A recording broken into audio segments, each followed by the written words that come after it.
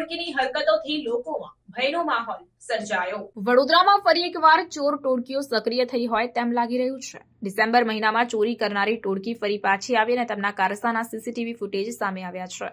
માહિતી અનુસાર આ ટોળકીએ ડિસેમ્બરમાં વડોદરાના વિવિધ વિસ્તારોમાં ચોરીઓને અંજામ આપ્યો હતો।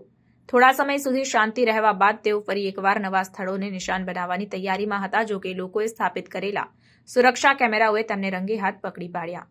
સીસીટીવી ફૂટેજમાં સ્પષ્ટપણે જોવામાં આવે છે કે શંકાસ્પદ લોકો મધ્યરાત્રિએ ઘરોની આસપાસ ઘૂમતા હતા અને ઘૂસવાના પ્રયાસ કરતા હતા।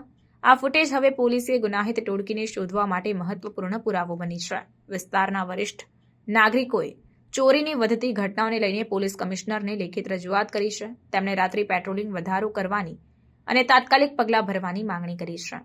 નાગરિકોએ તેમના ઘરોની સુરક્ષા અંગે ચિંતા વ્યક્ત કરી છે અને અસામાજિક તત્વોને રોકવા માટે તંત્ર દ્વારા વધુ સજ્જડ પગલાં લેવા વિનંતી કરી છે।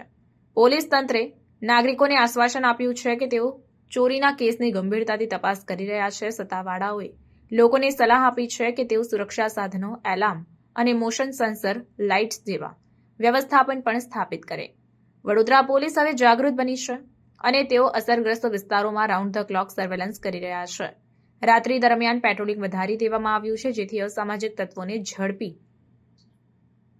લેવામાં સફળતા પ્રાપ્ત થાય। અધિકારીઓએ નાગરિકોને અનુરોધ કર્યો છે કે તેઓ કોઈ શંકાસ્પદ હરકત જોવે તો તાત્કાલિક પોલીસને જાણ કરે। સીસીટીવી ફૂટેજના આધારે પોલીસ ટૂંક સમયમાં ગુનેગારોની ઓળખ કરી અને કાર્યવાહી કરશે। હવે શહેરમાં ફરી એકવાર શાંતિ અને સલામતી પ્રસ્થાપિત કરવા માટે અસરકારક પગલાંની અપેક્ષા રાખવામાં આવી રહી છે।